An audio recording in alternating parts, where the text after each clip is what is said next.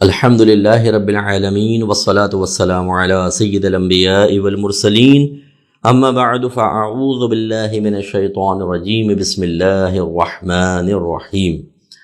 الحمدللہ درس قرآن کا سلسلہ جاری و ساری ہے اور آپ ہمارا بھی درس قرآن سن رہے ہیں، اور اس کے علاوہ جو ہمارے دیگر علماء ہیں یہ سب ہماری اکیڈمی سے تیار شدہ ہیں۔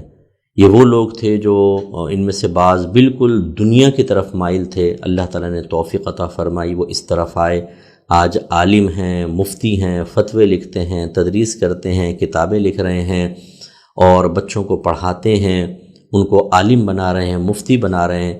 تو جن ہمارے بہن بھائیوں نے ہماری اکیڈمی سے مالی تعاون کیا وہ اس کے ثمرات دیکھیں، اور الحمدللہ یہ تو چند جو ہیں جو آپ کے سامنے میڈیا پر آ رہے ہیں، ورنہ سینکڑوں کے اعتبار سے ماشاءاللہ، بلکہ میں ہزاروں بھی کہوں تو مبالغہ نہیں ہوگا، جو اپنے اپنے شہروں اپنے اپنے مقام پر جا کر سٹی کے اندر کام کر رہے ہیں۔ ماشاءاللہ ہمارے پاس 98% سٹی کا بچہ ہے اور پڑھے لکھے بچے ہیں جو ماشاءاللہ دین سیکھ کر اخلاص سے اس طرف مائل ہو کر دین اسلام کی خدمت کا فریضہ سر انجام دینے کا ارادہ رکھتے ہیں۔ اگر یہ دنیاوی فیلڈ کی طرف چلے جائیں تو میرے خیال میں ان کے لیے اچھی سیلریز کے ساتھ دنیاوی جاب کرنا کوئی اتنا پرابلم نہیں ہے، لیکن یہ اس فیلڈ کو چھوڑ کر وقتی طور پر، چھوڑنے سے مراد یہ کہ اس سے بھی ٹچ ہوتا ہے، لیکن زیادہ وقت اپنے دین کے معاملات میں دے رہے ہیں۔ اس لیے ہمیں چاہیے کہ ان کی قدر کریں اور ان کی اس کوشش کو سراہیں اور مزید ان کو سپورٹ فراہم کریں، اور ہمارے ادارے کو آپ سپورٹ فراہم کریں تاکہ ہم اپنی پوری زندگی بہت زیادہ علماء تیار کر سکیں، عالمات تیار کر سکیں۔ میری خواہش یہ ہے کہ ہم چاہتے ہیں کہ ہمارے اچھے صحیح العقیدہ معتدل لیڈر تیار ہوں، مردوں میں بھی عورتوں میں بھی، کہ الحمدللہ اگر آپ کوئی ہدایت حاصل کرنا چاہے تو سینکڑوں بلکہ ہزاروں کے اعتبار سے ہدایت دینے والے موجود ہوں۔ ہر ایک لیڈر بن نہیں پاتا، ہر ایک کو لیڈ کی صلاحیت حاصل نہیں ہوتی ہے۔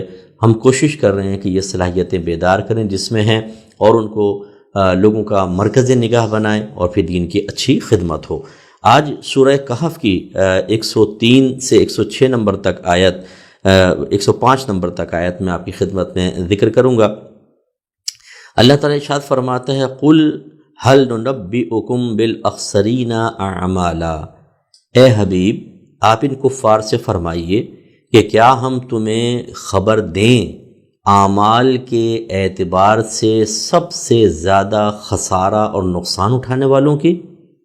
وہ کون ہیں؟ الذین ضل سعیہم فی الحیات الدنیا، وہ لوگ کہ جن کی کوشش ضائع ہو گئی دنیاوی زندگی میں، وہم یحسبون انہم یحسنون صنعا، اور وہ یہ گمان کر رہے ہیں کہ بے شک وہ بہت اچھے کام کر رہے ہیں۔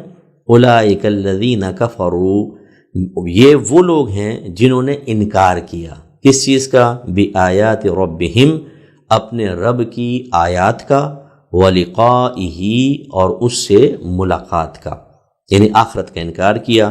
تو نتیجہ کیا نکلا؟ فحبطت اعمالہم، تو برباد ہو گئے ان کے اعمال۔ فلا نقیم لہم یوم القیامت وزنا، تو نہ قائم کریں گے ہم بروز قیامت ان کے لیے کوئی ترازو۔ ذالک جزاؤہم جہنم، ان کی جزا جہنم ہے، بما کفروا، اس سبب سے کہ انہوں نے انکار کیا۔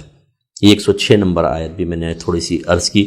ابھی دیکھیے اللہ تعالیٰ فرما رہے، ابھی اس کو میں نے کیوں اس آیت کا انتخاب کیا، ذرا غور سے سنیے۔ بعض اوقات ہمارے بعض لوگ کہتے ہیں دیکھیں جی یہ کافروں کی NGOs کام کر رہی ہیں اور یہ انسانیت کے لیے کام کر رہی ہیں، یہ نہیں دیکھتے کہ کون مسلمان ہے کون کافر، دیکھیں کتنا اچھا کام کر رہے ہیں۔ چلو ٹھیک ہے، آپ نے ایک تعریف کر دی ظاہر کو دیکھ کر، لیکن ایک اسٹیپ آگے بڑھ کر، یار کیا ان کو اللہ جہنم میں ڈالے گا یہ جو اتنا اچھا کام کر رہے ہیں؟ یہ ہے آپ کی میجر مسٹیک۔ اچھی طرح یاد رکھیں کہ اللہ تبارک و تعالیٰ کی بارگاہ میں کوئی عمل نیکی اس وقت شمار ہوتی ہے اور اس کا اخروی بدلہ اس وقت دیا جائے گا جب کرنے والا صاحب ایمان ہو۔ یہ ہو سکتا ہے کہ کافر اچھا عمل کرے تو اللہ تبارک و تعالیٰ اس کے صدقے میں اس کو ایمان کی دولت عطا فرما دے، اس کے بعد پھر وہ جو عمل کرے گا اس کا بدلہ آخرت میں ملے گا کیونکہ وہ مسلمان ہے۔ لیکن اگر کوئی بہت اچھے کام کرتا ہے، انسانیت کی بڑی اس نے خدمت کی، بڑے ہاسپٹل بنا گیا، بہت اس نے لوگوں کے لیے کھانے کھلا دیے، پانی پلا دیے، علاج معالجے کی سہولتیں فراہم کر دیں، زلزلے کے اندر اس نے امداد کر دی، سیلاب کے اندر امداد کر دی اور بہت ہی آسانیاں دے دیں، لیکن حالت کفر میں مر گیا۔ تو اعتقاد یاد رکھیے گا، اللہ کی ذات بڑی بے نیاز ہے، وہ اس کا محتاج کوئی تھا، وہ چاہتا تو فرشتوں کو کام پہ لگا دے، اربوں خربوں اتنے فرشتے ہیں کہ آپ اور میں اس کی تعداد ہی شمار نہیں کر سکتے۔ نبی کریم صلی اللہ علیہ وسلم جب سفر معراج پر گئے تو آپ نے دیکھا کہ کعبہ جو زمینی کعبۃ اللہ، اس کے بالکل مقابل ایسی ایک عمارت 7ویں آسمان پر تھی۔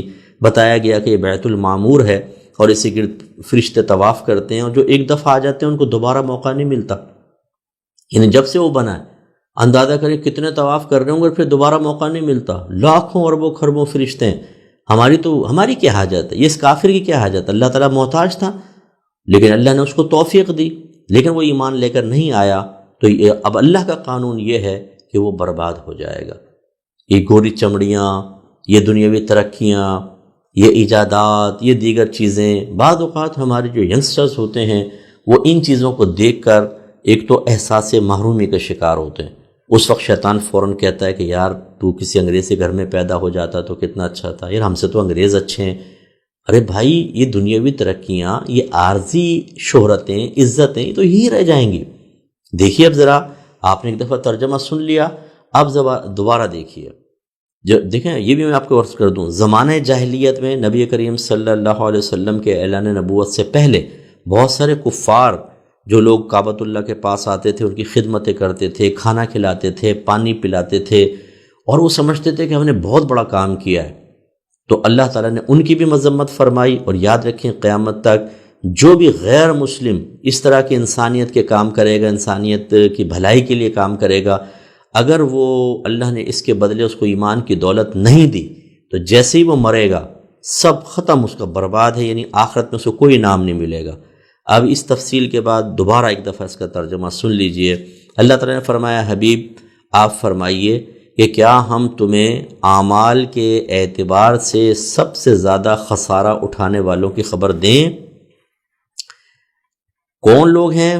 وہ لوگ کہ جن کی کوشش اس دنیاوی زندگی میں گم گئی، ختم ہو گئی، حالانکہ وہ گمان کر رہے ہیں کہ بے شک وہ بہت اچھا کام کر رہے ہیں۔ ذرا غور کیجیے، وہ سمجھ رہے ہیں بہت اچھا کام کر رہے ہیں لیکن ختم۔ یہ وہ لوگ ہیں جنہوں نے اللہ کی آیات کا انکار کیا اور اس کی ملاقات کا انکار کیا، کافر ہیں۔ تو پھر نتیجہ کیا نکلا؟ فَحَبِطَتْ أَعْمَالُهُمْ، تو ان کے اعمال برباد ہو گئے۔ تو نہ قائم کریں گے ان کے لیے قیامت کے روز، ہم نہ قائم کریں گے قیامت کے روز کوئی ترازو میں نیکیاں تولی جاتی ہیں، ہے ہی نہیں ان کی نیکیاں، تو کیا تولیں گے؟ اور گناہ ہیں، کفر ہے، وہ تو بس سیدھے جہنم میں، ان کا کیا حساب و کتاب۔ اور یہ بدلہ ہے، یہ ان کی جزا جو ہے جہنم ہے، اس سبب سے کہ انہوں نے انکار کیا تھا۔ تو اس لیے خدا را اگر آپ مسلمان ہیں اس نعمت کو پہچانیں۔ اگر مادی چیزیں ہمارے پاس کم ہیں تو یہ اللہ کی مشیت ہے، وہ اپنے بندوں کا امتحان لیتا ہے، ورنہ اتنا تو آپ تسلیم کرتے ہیں نا کہ پوری کائنات کا خالق و مالک کون ہے؟ ہمارا رب، تمام خزانے اسی کے دست قدرت میں ہیں۔ اگر اس نے ان کو زیادہ دے دیا ہمیں کم، تو کیا اللہ تعالیٰ ان کا محتاج ہے؟ کیا یہ بڑے طاقتور ہیں کہ انہوں نے زبردستی لے لیا؟ نہیں، اللہ تعالیٰ نے ان کو زیادہ دے کر آزمایا ہے، ہمیں کم دے کر ہماری آزمائش رکھی ہے۔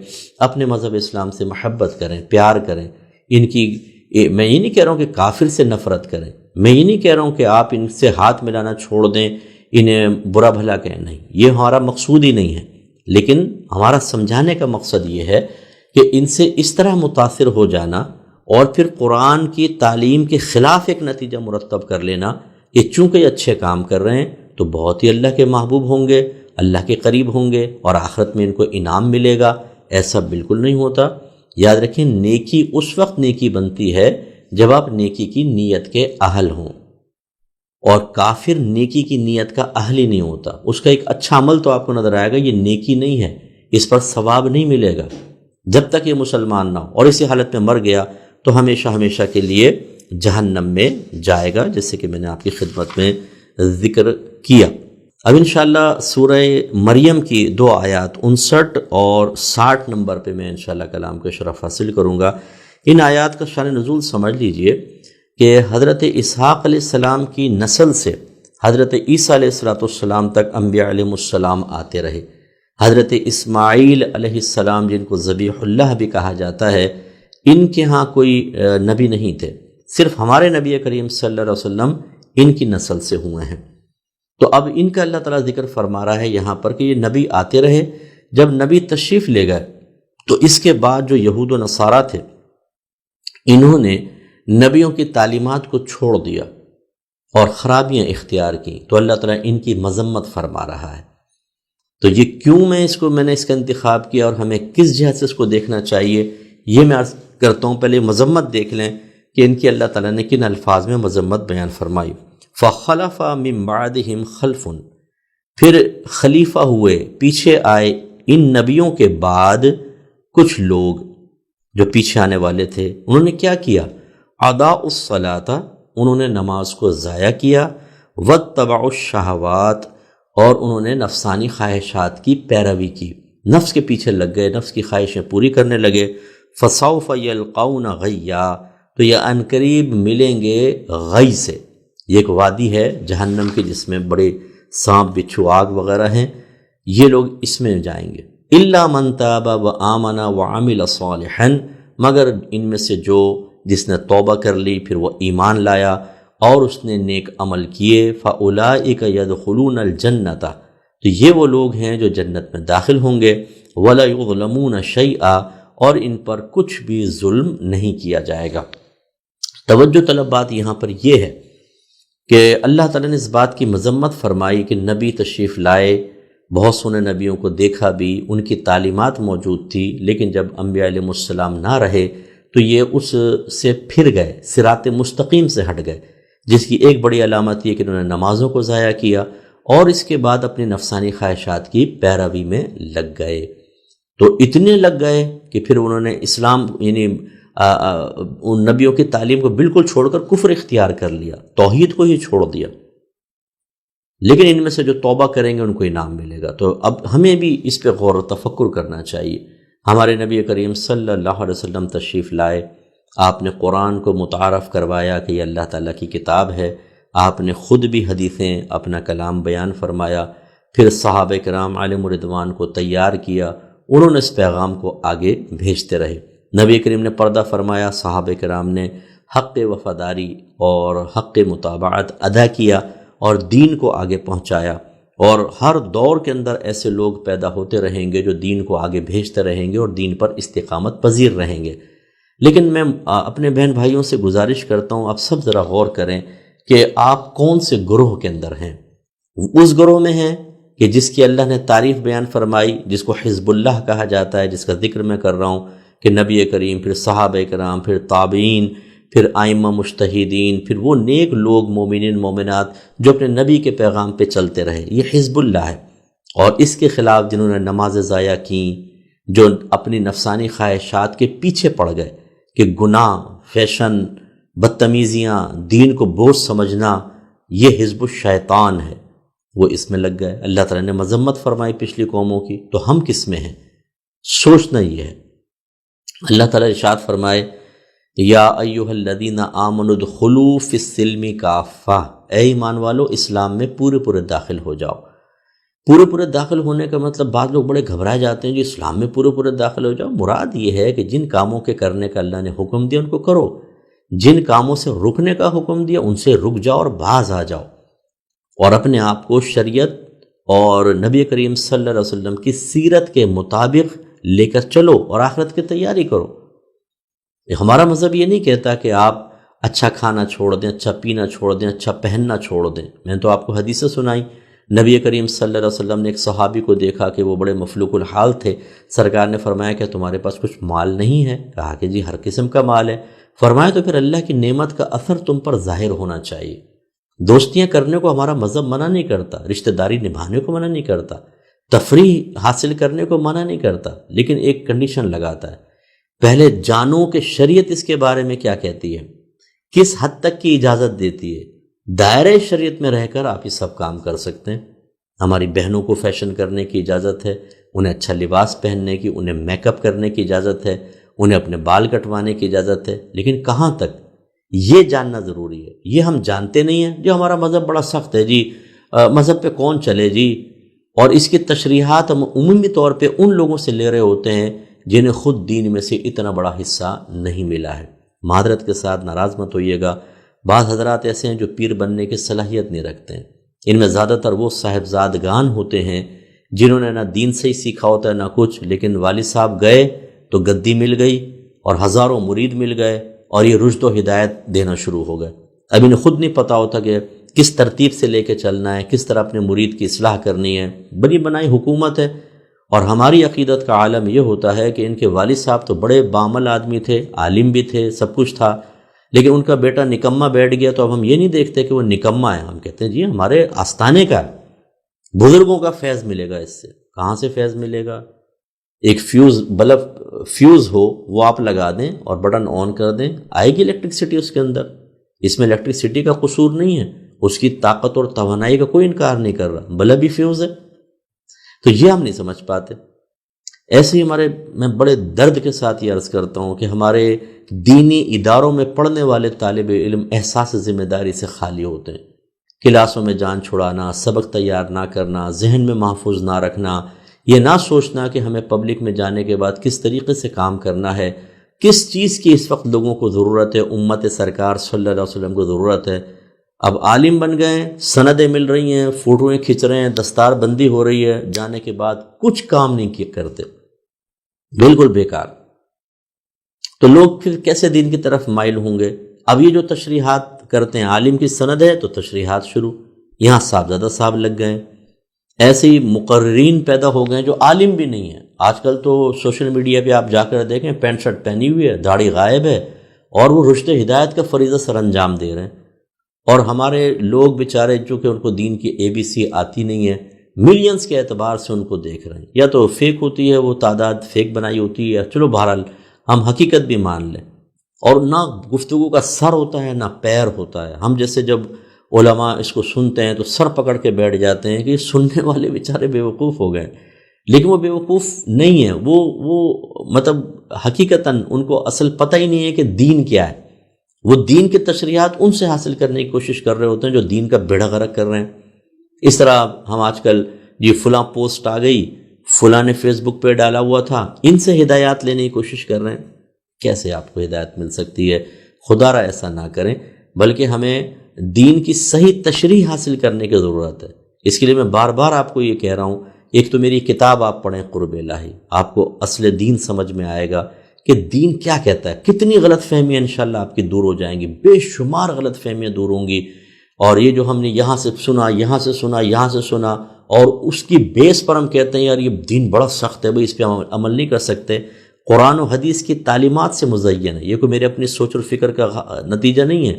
قرآن و حدیث کی تعلیمات، اللہ رسول کہاں اجازت دے رہے ہیں، کہاں منع کر رہے ہیں، آپ اس کو پڑھ کر دیکھیں۔ اور اس کے علاوہ اچھے اوتھینٹک مستند علماء کے گرد آپ جمع ہوں۔ جب ہم ایسا نہیں کرتے ہیں تو پھر دین سے دور ہوتے چلے جاتے ہیں، اور پھر ہمارا انجام بھی ایسا ہی ہو جائے گا۔ لہذا اب ہمیں اگر فرض کر لیں ہمارے نبی تشریف لے گئے، ہم نے قرآن سے اپنا ناطہ توڑ دیا، حدیثی کتابیں ہمارے گھر میں نہیں، سیرت کی کتاب ہمارے گھر میں نہیں، فرض علوم ہم نے نہیں سیکھے ہوئے، تو پھر انجام کیا ہوگا؟ اللہ نے ان لوگوں کا انجام تو یہ بیان فرمایا کہ وہ وادی غی میں داخل ہوں گے، جہنم میں داخل ہوں گے، جو نفسانی خواہشات کی پیروی کر رہے تھے، جنہوں نے نمازوں کو ضائع کیا۔ ہم امت سرکار ہیں، ہمیں سرکار کا یقیناً سہارا، اس کا انکار نہیں، لیکن وہ سہارا بروز قیامت آپ کو مجھے ضرور ملے گا، یہ بھی کوئی کنفرم نہیں ہے۔ اللہ نہ کرے اگر جہالت کی بنا پر، نفسانی خواہشات کی متابعت کی بنا پر ایمان ہی ضائع ہو گیا، پھر تو سرکار نفرت سے چہرہ پھیریں گے، دھکیل دیں گے۔ اور اگر ایمان بچا کر لے گئے اور اللہ ناراض ہوا اور اس نے اولاً پہلے جہنم میں ڈال دیا، تو بہت سے لوگ جو پہلے جہنم میں جائیں گے، مسلمان ہوں گے، سرکار کے امتی ہوں گے، پھر شفاعت سرکار سے باہر آئیں گے۔ تو جو چولہے کے اوپر یا موم بتی جلا لیں، صرف چند سیکنڈ اپنا ہاتھ رکھ کر دیکھیں، برداشت کر سکتے ہیں؟ نہیں۔ تو پھر جہنم کا عذاب کیسے برداشت کریں گے؟ جو ایک نماز قضا کریں، پتہ نہیں کتنے ہزار سال اللہ تعالیٰ اس کے بدلے میں جلائے گا۔ ایک روزہ جس نے قضا کیا اس کے بدلے میں کتنا جلائے گا۔ حرام کمایا، لوگوں کو مارا پیٹا، روحانی تکلیف، جسمانی تکلیف دی، لوگوں کے حقوق سلب کیے، کس قدر لمبا ہوگا۔ اللہ ہی بہتر جانتا ہے۔ اللہ تعالیٰ اس امت کو بغیر حساب و کتاب کے داخل جنت کرے، ہماری دعا یہ ہے۔ لیکن جو قرآن و حدیث کی تعلیمات سامنے آئی ہیں، جو اخروی انجام ذکر کیے گئے ہیں، اس کے اعتبار سے تو یہ نظر آتا ہے۔ تو اب ہمیں سوچنا چاہیے ہمیں کرنا کیا ہے۔ ہمیں اس حزب الشیطان سے حزب اللہ کی طرف آنا چاہیے، اور اس کا طریقہ اللہ نے بیان فرمایا، الا من تابا، مگر جنہوں نے توبہ کی، وآمنا، اور ایمان لے آئے، وعمل صالحا، اور انہوں نے نیک عمل کیے، تو فاولئک یدخلون الجنہ، تو یہ جنت میں داخل ہوں گے۔ ہم اس روش کو اختیار کرنی ہے۔ چلیں، جتنی غفلت ہو گئی۔ فرسٹ سٹیپ آپ کو کیا کرنا ہے، میں بار بار یہ گزارش کرتا ہوں، سب سے پہلے آپ میری کتاب لے لیں۔ اس میں نے 13 کمال جمع کیے ہیں۔ پہلا کمال پڑھیں کہ ہمیں دنیا میں کیوں بھیجا گیا ہے، وہ مقصد آپ کو سمجھ میں آئے گا۔ پھر اس مقصد کی تکمیل کے طریقے بتائے گئے ہیں، کیا کیا رکاوٹ آئیں گی، توبہ کیسے کرنی چاہیے۔ آپ پڑھ کر دیکھیں، جنہوں نے آج تک پہلے توبہ کے بارے میں صحیح نہیں پڑھا، وہ صرف پڑھ کر تو دیکھیں۔ پھر اپنی جو زندگی میں آپ نے توبہ کی ہے، اس کا آپ تجزیہ مشاہدہ کیجئے گا، اس کا احتساب کیجئے گا کہ ہم نے کبھی کامل توبہ کی ہے۔ اور اس کے بعد پھر قلبی امراض، اپنی باطنی ترقی کو کیسے لے کے چلنا ہے، ظاہری ترقی۔ اس کے بعد جب آپ یہ 10 کمال حاصل کر لیں، اس پر عامل ہو جائیں، تو بڑی روحانی صفائی ہو جائے گی، بڑے مضبوط ہو جائیں گے۔ اس کے بعد پھر آگے شیخ کامل، کوئی پیر کامل تھامیں۔ اس کے بعد پھر اس کی علامات لکھی ہیں کہ شیخ کامل کے 5 درجے ہوتے ہیں، سب سے کامل کون ہے، اس سے کم، اس سے کم، اس سے کم، اور ان کی ظاہری علامت اور نشانی کیا ہے۔ یہ آپ اس لیے کتاب بہت امپورٹنٹ ہے کہ آپ اس کو پڑھیں گے۔ اب بعض لوگ، اس میں نے لکھا بھی ہے یہ، کہ بعض لوگ کہتے ہیں کہ جی پہلے پیر کا کسی دامن تھام لے، وہ منزل تک پہنچا دے گا۔ بھئی پیر کامل ملے گا تو پہنچائے گا نا، کسی ڈبے اور جعلی پیر کا دامن تھام لے تو گئے آپ کام سے۔ شلوار والی سرکار، اور سائیکل والی سرکار، اور سگریٹوں والی سرکار، کتے بلیوں والی سرکار، پتہ نہیں کون کون پیدا ہو گیا آج کل۔ اتنے غلط قسم کے لوگ ہیں جو ہمارے اکابرین کے ناموں کو بدنام کر رہے ہیں، اچھے پاکیزہ آستانوں کو انہوں نے بدنام کر دیا۔ آپ کو کیا پتہ؟ ہم تو ایک تقریر سنتے ہیں متاثر ہو جاتے ہیں، ایک بات سنتے ہیں متاثر ہو جاتے ہیں، اور تھوڑا سا یہ کوئی سری جھڑک دے گا تو اس سے متاثر ہو گیا، اس سے بحث ہونی ہے میں نے۔ یہ کوئی کرائٹیریا کوئی ہے؟ یہ کوئی معیار یا اسٹینڈرڈ کوئی ہے؟ یہ اس کو پڑھیں، آپ کو پتہ چلے گا۔ اس کے علاوہ قرآن کے قریب آئیے۔